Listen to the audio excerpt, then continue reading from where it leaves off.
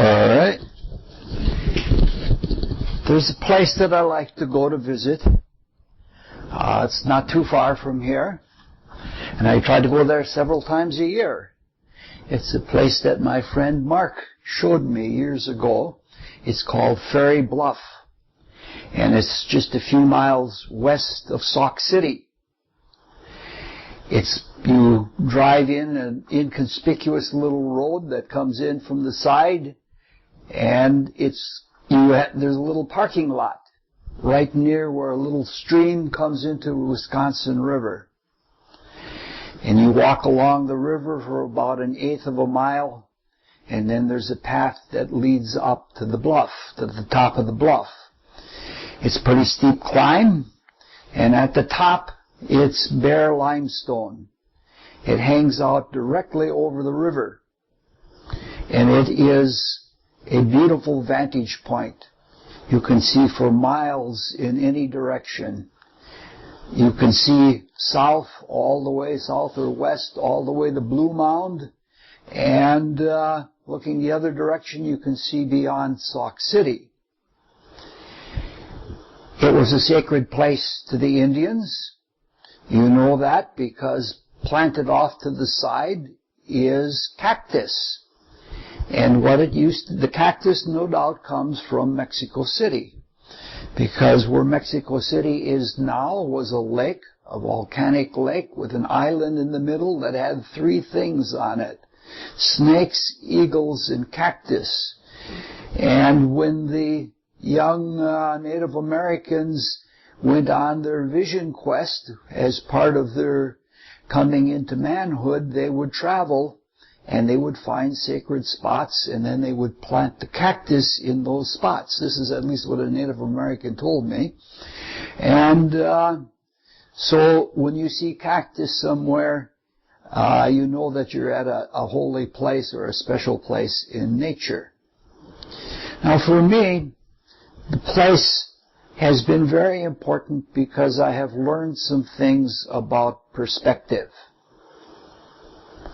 Sometimes when it's a partially cloudy day and there's little wind, you can look and see the sky reflected in the water.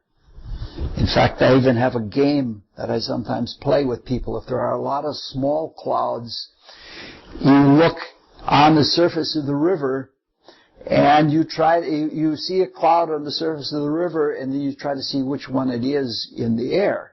And sometimes it's tricky because the reflection, the angle of incidence is such a broad angle that sometimes you don't know what a cloud looks like when you're seeing its reflection.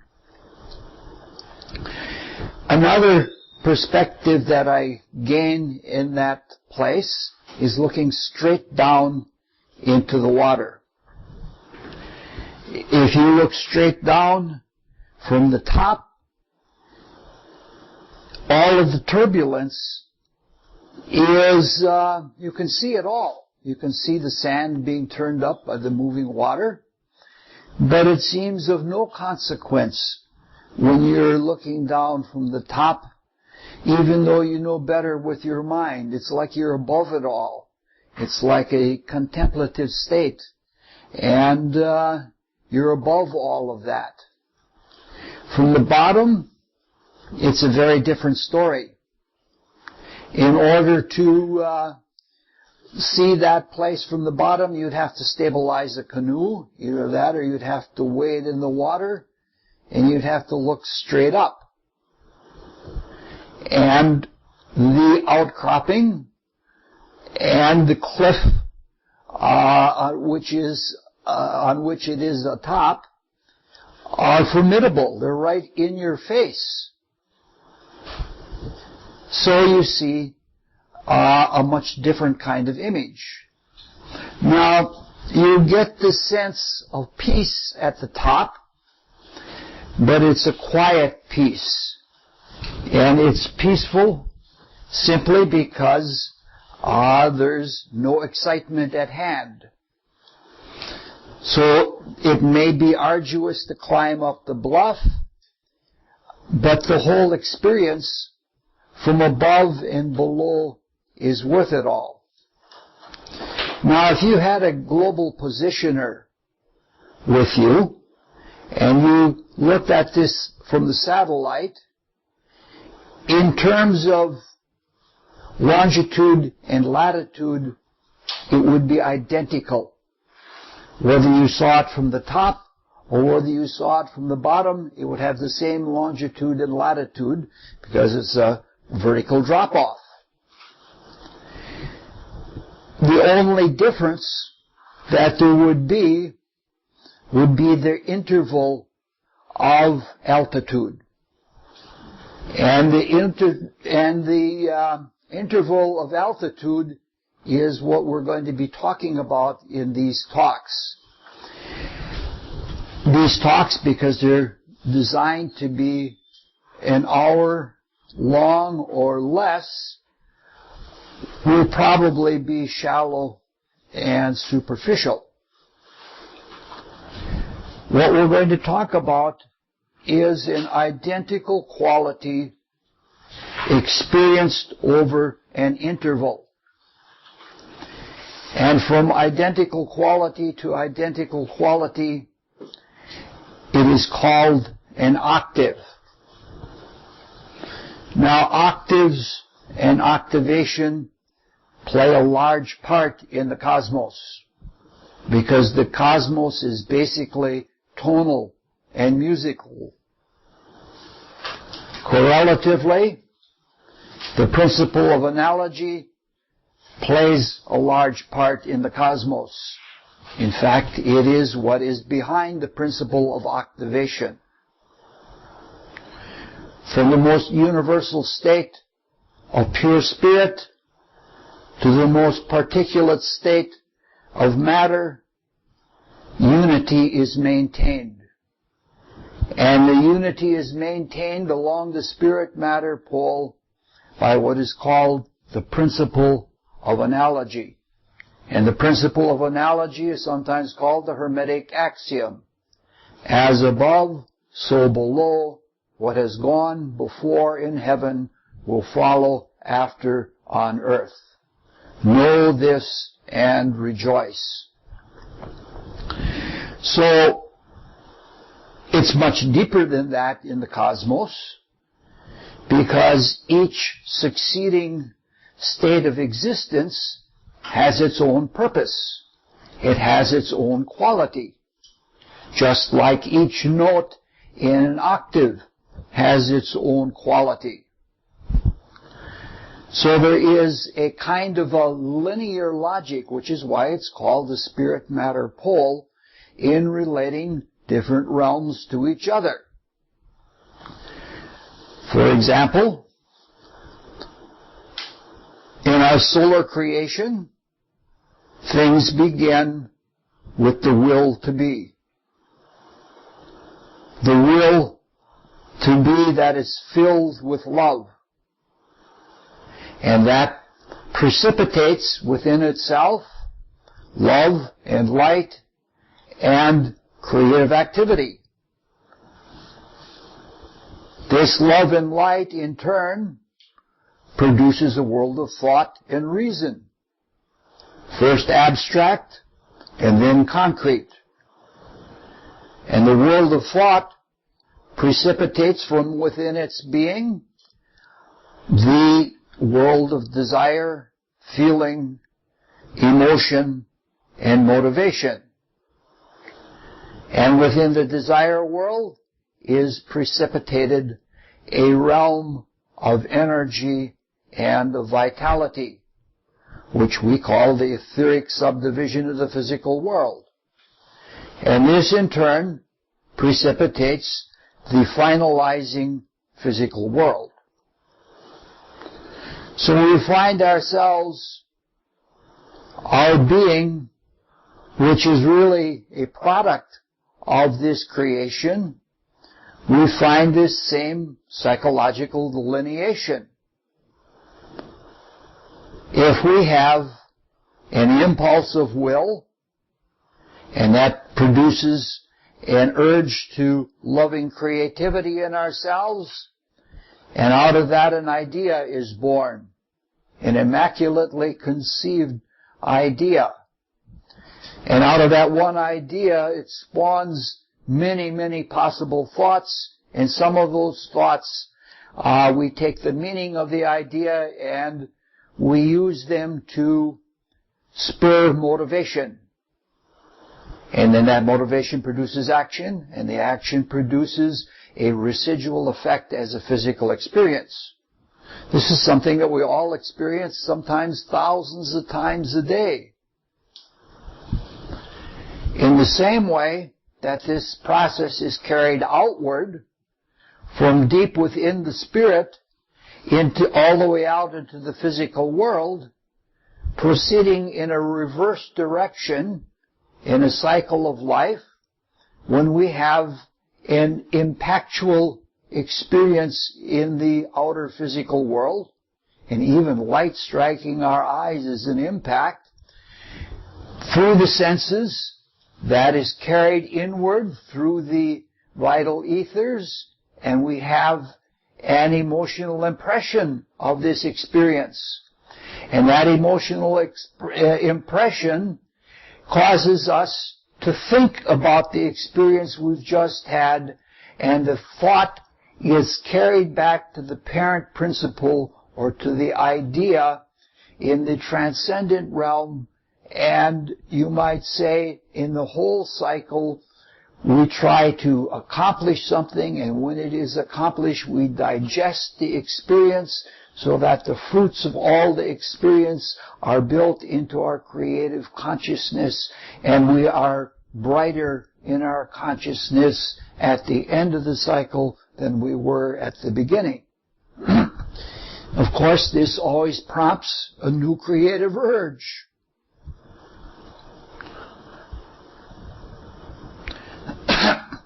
So this is our regular cycle of extroversion and introversion.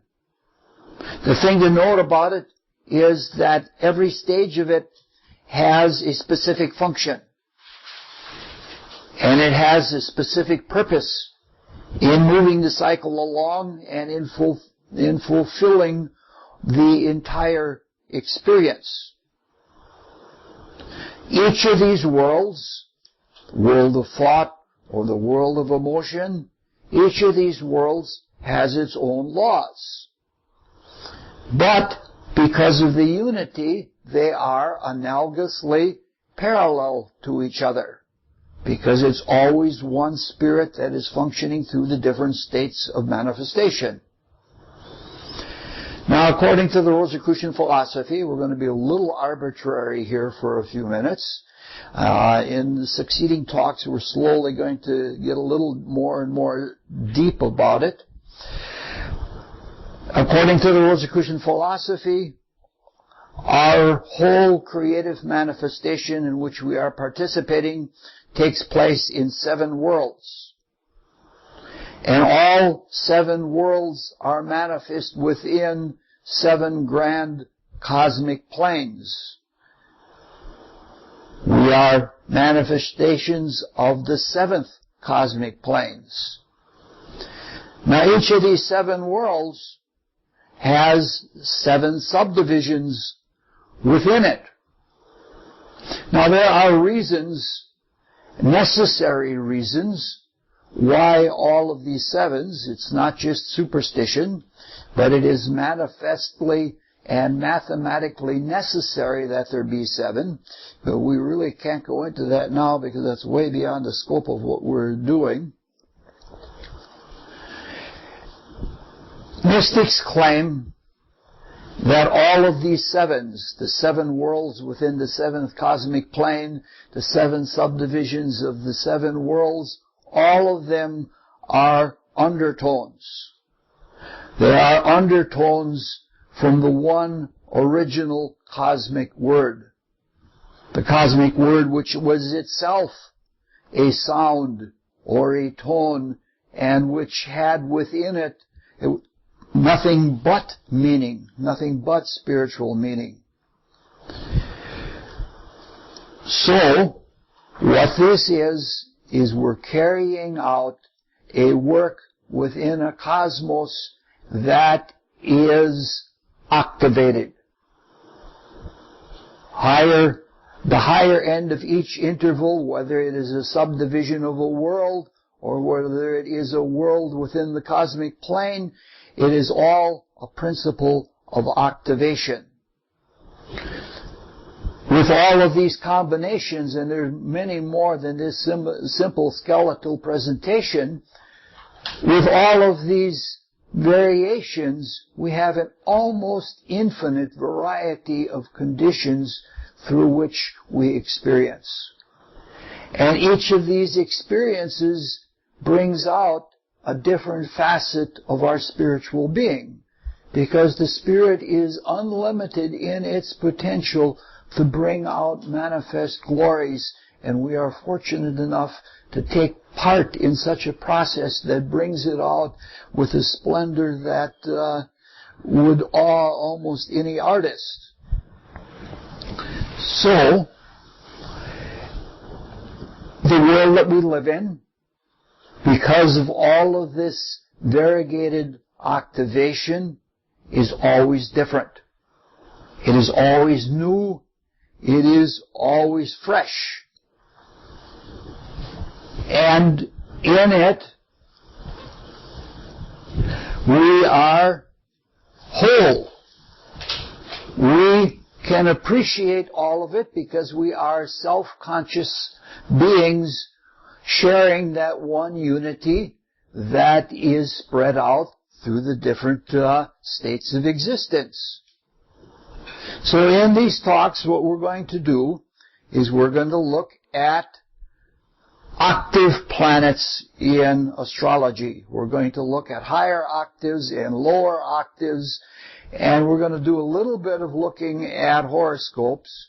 But what we're going to do is going to be very fast and extremely superficial, and it's not really judicial astrology, which means you sit down and ponder something for a long time until it dawns on you what is taking place. But in all of this, it's just to give a few little ideas, maybe not always even the most important ideas in these horoscopes. Now, these talks are designed to parallel the 5 evening talks. The 5 evening talks are about coevolution, our relationship to beings that are higher than us and our relationship to beings that are lower than us, that share this whole creative process that we are actively working in. But these talks sort of vaguely parallel it.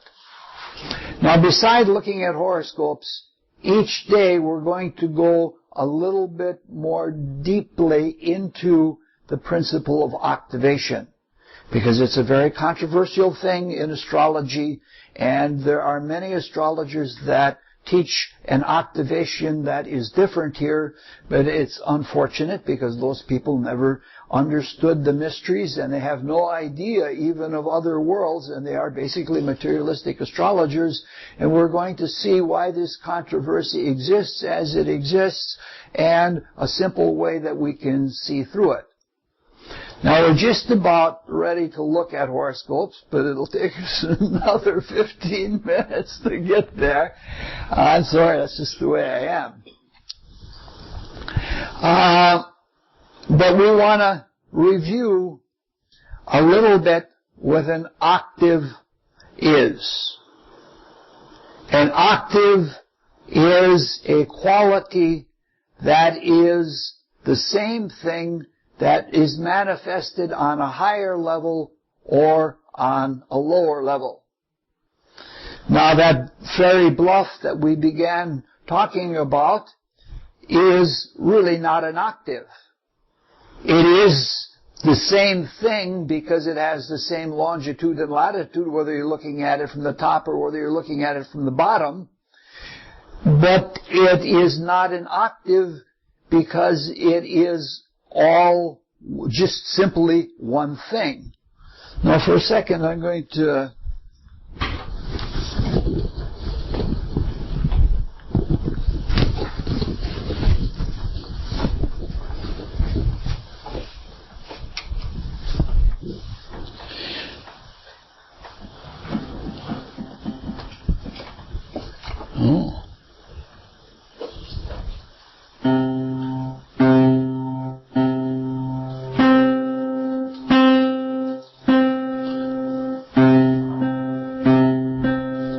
That is an octave. It is the same thing on two different levels of pitch. This is not an octave, even though the notes are right next to each other.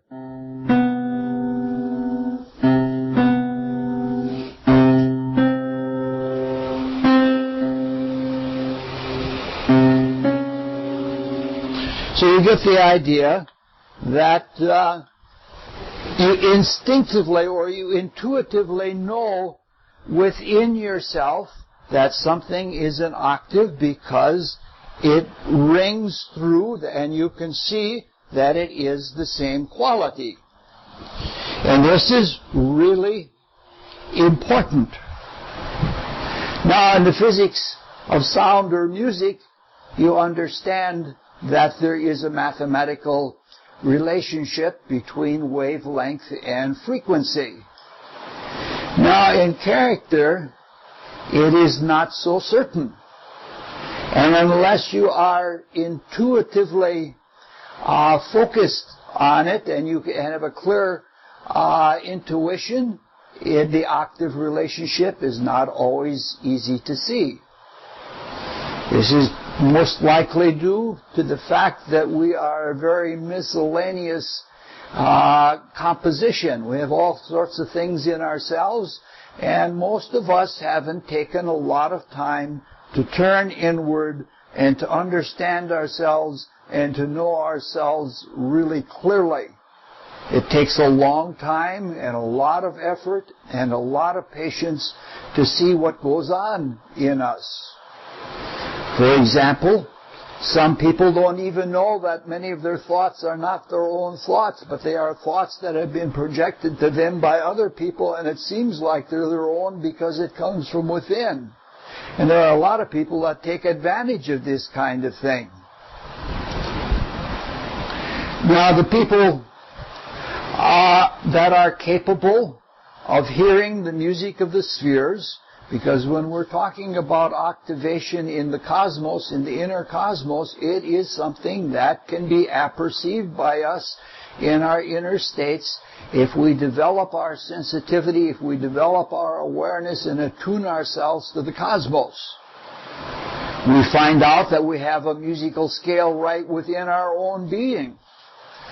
Not only between the different facets of our being, but right within the physical body. Each of the organs has its own tonal relationship to each of the other organs, and they're all attuned to one keynote, so that there are octaves right within our basic nature.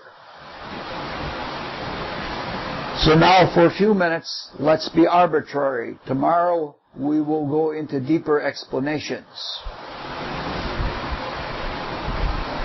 In being arbitrary, we will follow what is taught by mysticism, by the mystery schools, that Venus and Uranus are octaves of each other.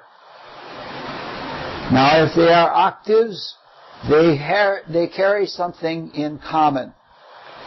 And the thing that they carry in common is love. That's one of the things that they have.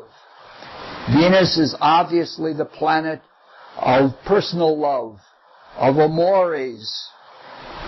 It is the love of beauty. It is the love of sociability.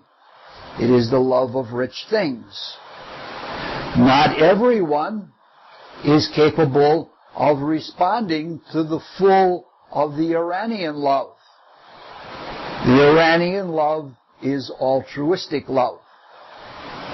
For many people, the idea of altruism is an intellectual concept. They have not had the taste of honey. They have not felt what altruistic love is like. Even one tiny indirect experience of the Christ working from life spirit, which is the homeland of Uranus, just one little bit of that, and you understand the Uranian type of love. There is one part of Uranian love that most people have experienced, and that is friendship. Everything that Uranus does is unconditional. even to its downfall in the material sense. And the love of friendship is unconditional. For the sake of friendship, we would do almost anything. In fact, we would do anything. And that is because there is no condition between friends. There is no legal relationship as there is in a marriage. There is no blood relationship as there is with brothers and sisters.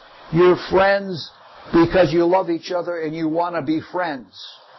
And when there is no condition like that, a person is free to love. There's nothing to restrain it. Uranus does not like restraint in any way. So, unconditionally, Uranus is like that. Now, if you look for cultural verification, this might sound a little strange. There is mythological evidence for the Venus-Uranus octave relationship. The mystery schools, the Rosicrucian mystery school included, teach that myths are the source of very, very deep spiritual wisdom that has many sides of meaning to it, and through it we can come to understand things that we wouldn't understand in a simple, direct, material way. Now, in Greek mythology, there are two myths about the origin of Venus.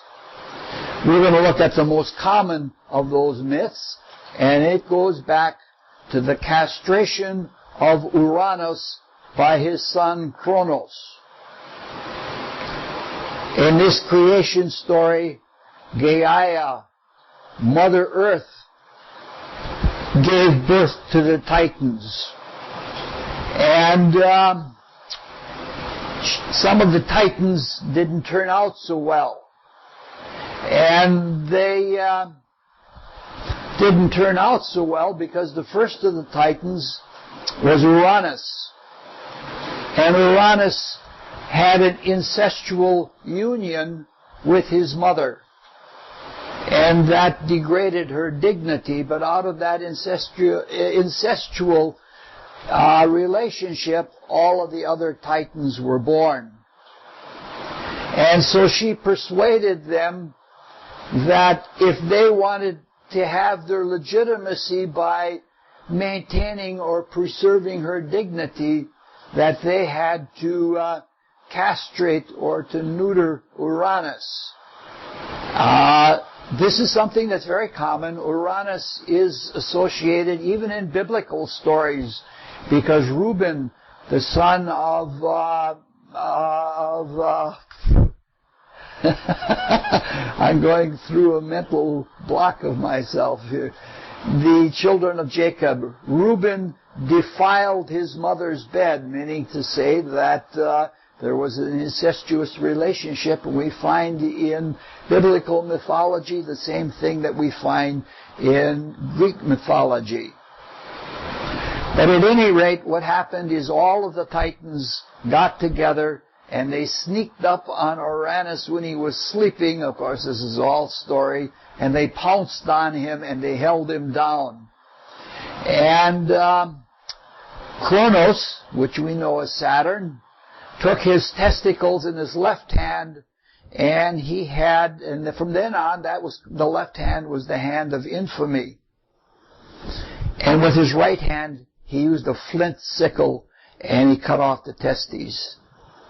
And where the drops of blood fell, when he cut off the testes, the Erinyes sprung up. And the Erinyes were elemental beings that avenged any kind of sin, especially if it was some kind of fratricide or homicide or parricide or something like that. They were the avenging forces. And also that ash nymphs sprung up from the blood. They were the ones that took and nurtured Zeus when he was born and hidden from his father. Kronos let the testicles fall, and they fell into the sea. And when they fell into the sea, the dynamic creative power in the testicles caused the seed to churn, and the seed churned up a tremendous foam, and out of the foam, Venus or Aphrodite was born. And she went to the island of Cytherea, which was sacred to her, and that was her beginning. There's a lovely painting of her by Sandro Botticelli, in which she is on a half shell and floating in from the ocean, and she has a really innocent look on her face, unlike the look that he had in his other Venus painting where he does Mars and Venus together. There she's got the cat that swallowed the canary look on her face. But at any rate, many people would not consider this evidence as the relationship between Venus and Uranus being an octave relationship, but I just thought I would put that out there so that you can see that there is that there is some foundation in myth. Frankly, I have to admit personally that in my life and in my study, I get much more out of mythology and out of the stories in many different levels of depth than I do out of just plain science. I wouldn't say that there's no place for science, but I get much more out of the stories. In fact, the scientists often have to go to the stories in order to find ways to explain what they have discovered. All right, now we're going to begin looking at horoscopes. And today we're going to look at the conjunction of Venus and Uranus and the sextile of Venus and Uranus. And tomorrow we will look at the square, the trine, and the opposition, which means we're really going to be flying through this. So this is going, we'll have to talk a little bit about the conjunction. The conjunction is like being at Ferry Bluff, because two perspectives in terms of longitude and latitude are at one point. And the conjunction brings things to a point. It unifies them. And what happens is that the differential character of each of the planets that is brought into a conjunction is fused with the other. But in that fusion, they maintain most of their character, but they lose something. The best example that I can think of comes from science. It is an alloy. If you take two metals and put them together, the resulting metal has characteristics of both of the metals that went into it, but it has some other characteristics that weren't there. So that's what the conjunction is like. It is a fusing of two different things together, and what we want to do now is we want to look at horoscopes that have the conjunction of Uranus and of Venus and see what that fusion results in.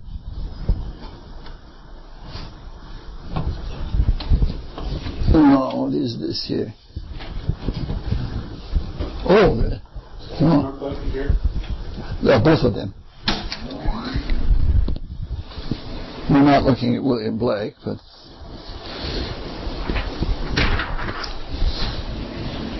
we have better things to look at than William Blake.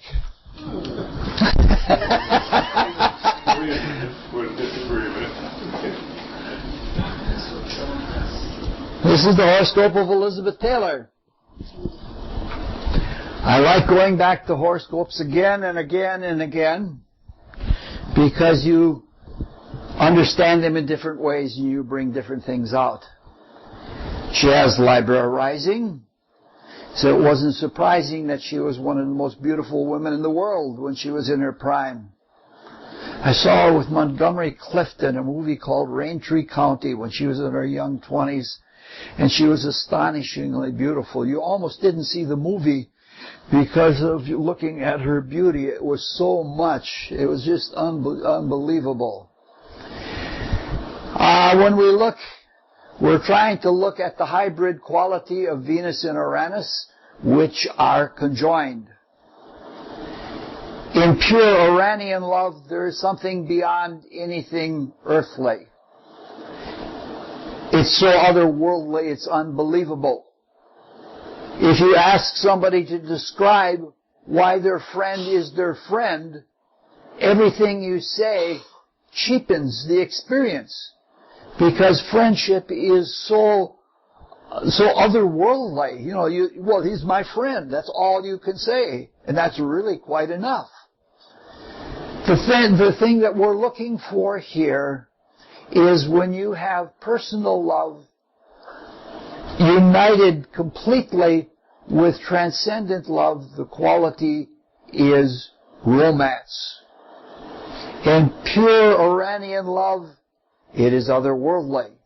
In pure Venusian love, it's down to earth, but it's more of like a pleasurable relationship. The Venusian love wants tokens. It wants affections, or in Elizabeth Taylor's case, diamonds. And the Uranian love can thrive without anything except the love itself. And so when you put them together, you produce high romance with screaming violins and divine intimations and things like that. This is, I find, in looking at many horoscopes, I find this is the romantic element of Venus and Uranus is much stronger in the horoscopes of women.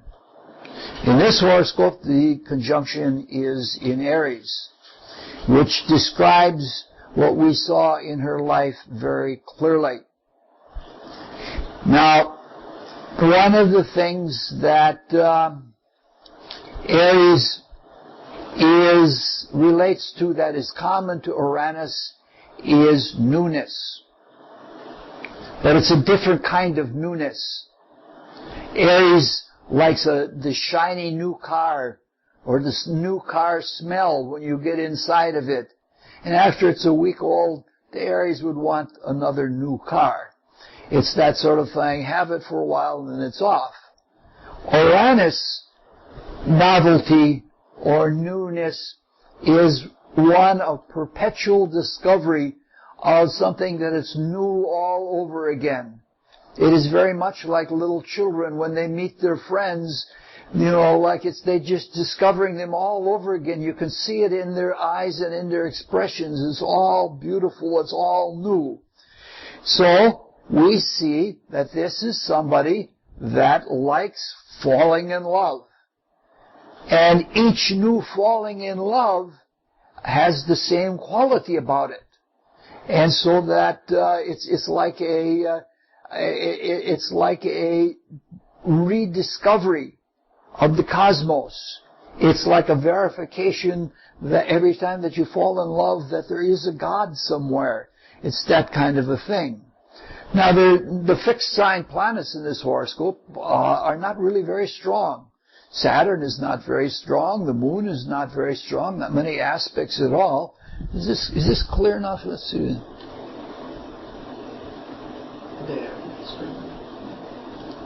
There. So things change. When the fixed sign planets are weak, things change very rapidly, and when they change, she's off to having a new lover. She had, 8 marriages and 7 husbands. That's quite a bit, and if she could have lived longer, she probably would have had another. And there's another beautiful thing in this. Venus and Uranus are both in a strong trine to Jupiter. So it's a very positive feeling. So there's not only ardor of love that you would get from the Aries part of it, but there is an element of optimism. The eternal optimist. This is not somebody who's going to get depressed. She's going to say, maybe this time it will work. Maybe this will be the good one, And because there are so many planets in the 5th and 7th, and because there's a mutual deposition between Mars and Uranus, courtship is very important. When everything is clear and positive, and there's strong relationship between the 5th and 7th houses, there is that quality then of immediate relationship turning into partnership. This is the thing that I learned working with a lot of horoscopes. If people are having difficulty in a relationship, you ask them to point out in the horoscope where the problem is. And most usually the woman will point to the 7th house, and the men, if they know anything about astrology at all, will be pointing toward the 5th house. And they each have a different idea of what the relationship is all about. All right. These are supposed to last an hour, so we better move along. Well, we have having eye candy for the males, we have to have eye candy for the females. This is somebody 5 years younger, and somebody that has the sun in the 7th house, but that you would think that there would be many marriages, but Warren Beatty has only had one marriage. This is a male horoscope, and the two most masculine planets are in fire signs. The masculine planets are the Sun and Mars, and they are in fire signs, and they are trying to each other. So this is somebody that can play the man. However, there's the Venus-Uranus conjunction, and it is in Earth, and that is a very different kind of thing. Now, counterparts are ruled by the 7th, and they are important to him. But he takes those parts of the relationship in a very masculine way. I am sure that he counted. I am sure that he kept score, because he had for lovers some of the most beautiful women in the world, some of the most desirable women in the world. I bet you somewhere he was keeping score, because it's, the Aries type of thing likes conquest. He was handsome, and he had all of that virility like Valentino and Brando and people like that have. And even though the sun has only one aspect, the trine to Mars, it is a very masculine sort of way that he has about him. But it was so masculine in its charisma that even when lovers knew it wouldn't last with him, they still went and fell in love with him. And I read an article once where they interviewed women who had had affairs with him, and they said that unlike any other person in the world, when he was romancing you, you were the only thing in his focus. The sun is in the west. The east, where the ascendant is for the personal. This is my way. But when you have the sun in the west, he discovered himself and knew himself in the other. And so he put himself very, very intensely into his partners. What they're really interested in is the Venus and Uranus, which are in an earth sign. They're in Taurus, and that is the fall of Uranus. Uranus has all of its major stations: exaltation, fall, detriment, and rulership in fixed signs. I don't think we have time to go into that, so we'll just go beyond it. This is its fall. And the fall, the special weakness that comes out is like if Uranus is electricity, this is the electricity being grounded. Grounded almost like lightning that etches like the Ten Commandments or something like that.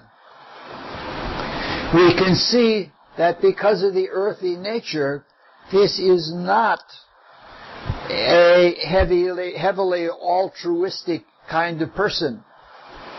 If the only way it can get to be heavenly is if you believe in heaven on earth, which is just what this kind of consciousness does. Uranus rules immediacy. It is the kind of intuition that comes through with no thought. It's just there. It's like a discovery. So this is like falling in love and, again, renewing it. In this case, Venus is strong because Venus is in her own rulership. And it is fortified by 3 other planets. And in that relationship, the love was attractive. It wasn't just pure virility. It's sort of like the Aries part radiates outward, and around the rays a field forms, and that field is the attractivity that he has. Now, this brings up a really interesting thing. This has helped to cure me of an astrological disbelief I had. It's very clear that the 7th house is partnership, and that the 5th house is play, and it's courtship. A lot of astrologers believe that since it's related to Scorpio, that the 8th house represents sexual relations and your nature towards sexual relations. I didn't always believe that, but after studying this chart as an opener and others after it, it's very clear that this would be very sudden, romantic sexual relations, but very heavy on the physical part of it. So, we can say that this is a kind of blissful experience for him.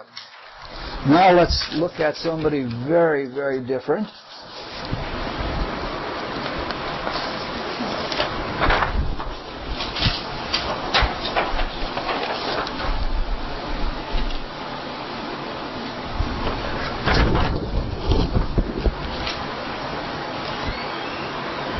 This is Emma Goldman. Everybody knows who Emma Goldman is. Now, we said earlier that the octaves represent one thing on 2 different levels. Now we see another side of it. And that is not only love, but feeling is on 2 different levels. Uranus is a planet of feeling. Yes, it does get involved with technical things, but when it does it by feeling. I spent my whole life working with electronics engineers, and earlier in my career studying astrology, I worked in a garage. And the Iranian mechanics and the electronics engineers, when they solve problems, they solve them by feel. I have actually even seen technicians run their hand over a diagram to feel the hot spots, to pick out the bugs. And so what we're talking about here is feeling. This is very clearly a planet that is strong in feeling. Water sign rising, Scorpio, which is intense feeling, and the most feelingful sign of the zodiac is Cancer. It feels out everything. It's like insects with the antennae out there that are super sensitive. Now, this is a capable woman. This is somebody who can get things done. And she did get things done. But she was an outright revolutionary, and she was an anarchist. And so most of the things that she got done were things like riots. She was banned from, I think, every state in the Union and a few countries that she couldn't even go to. And when she went to Russia, they were too milquetoast for her because she wanted something more intense than that. Now, what we're dealing with here is a feeling toward destruction. Scorpio is rising, and its 2 rulers, Mars and Pluto, are in almost exact trine. Just 30 minutes away. That's a really strong trine. And if that isn't enough, you add Jupiter into the trine, And then you bring in the sextiles of Venus and Uranus. This is why this is a person who is capable of carrying things out. Pluto stays with it until it gets carried out. Mars carries out the actions of the others.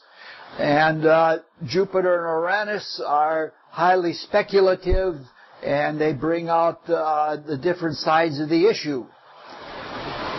A thing we want to note in this is that this is a very unmental chart. Mercury is retrograde, indicating often a weakness of mind. And it only has one aspect, and that is to the Sun. It's a moderate or a mediocre strength aspect, and it gets overpowered by the emotional feelings of the sign Cancer. None of the sextiles, including the Jupiter moon sextile, is mental. None of the trines is mental. If we want to look, then we have to look for feeling. Venus and Uranus are also in Cancer, but they're in the 9th house. So she's an idealist. She is an aspirant to utopianism. She feels it. However, when she is an idealist, she is a fantastic idealist. Because Venus and Uranus, especially Venus, is square to Neptune, and that is a strong sign of fantasy. So